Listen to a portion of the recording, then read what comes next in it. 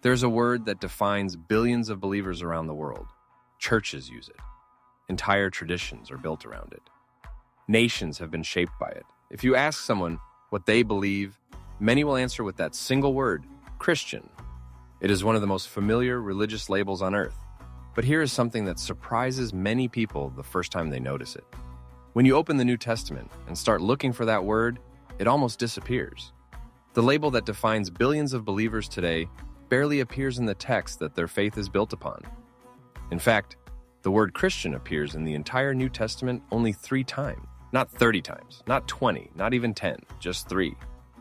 And once you see where those 3 appearances occur, it raises an interesting question. My name is the Prophet 33, and I bring you the Word of God. The reason I wear a mask is because I am persecuted in my country for my faith. This mask protects my life. Let's continue. The first time the word appears is in the book of Acts.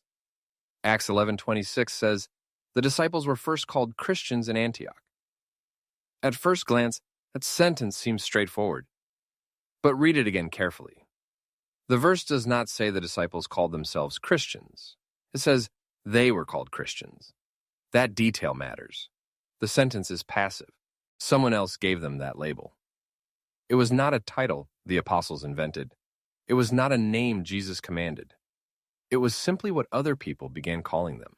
Now here's something even more interesting.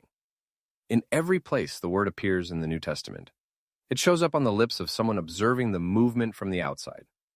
The name does not originate inside the community of believers. It appears as a label used by others who are watching what is happening. The second time the word appears is also in the book of Acts. In Acts 26:28, King Agrippa responds to Paul and says, "In a short time you would persuade me to become a Christian." Notice again who is speaking. Agrippa is not one of the disciples. He is not part of the movement. He is reacting to Paul's message. Once again, the word appears as something used by an observer. The third and final appearance comes in the letter of 1 Peter. In 1 Peter 4:16 we read, "If anyone suffers as a Christian, let him not be ashamed." By this point, the name had become widely known. Followers of Yeshua could be identified publicly with that label. In some cases, that identification even led to persecution. The name had spread far enough that society recognized it. So the word Christian appears only 3 times in the entire New Testament. That alone is surprising. But the story becomes even more interesting when we look at how the apostles actually described believers. The apostle Paul wrote a large portion of the New Testament. His letters make up a significant part of the text. Romans, Corinthians, Galatians, Ephesians, Philippians, Colossians, Thessalonians. Yet in all of those writings, Paul never once calls believers Christians. Not a single time. Instead, Paul consistently uses other descriptions. He calls believers saints, meaning people set apart for God. He calls them faithful, those who trust in the message of the Messiah. And most often he refers to the community of believers using the word ekklesia. That word is often translated today as church, but its meaning is much simpler. It refers to an assembly, a gathering of people who have been called together. I want to take a moment to thank everyone who has already become a channel member through YouTube memberships. Your support truly helps me continue creating this content and building a spiritually meaningful community. If you feel connected and would like to support the vision, you can join by clicking the link in the description. It's simple, secure, and handled directly by YouTube. Thank you for being part of this journey. When we read the New Testament carefully, a different picture begins to appear. The earliest followers of Yeshua did not think they were starting a new religion. They were Jews who believed the Messiah promised in the Scriptures had come. They worshiped the God of their fathers. They read the law and the prophets. They saw themselves as part of the story of Israel that was now reaching its fulfillment. As the message spread, Gentiles began joining this community of believers.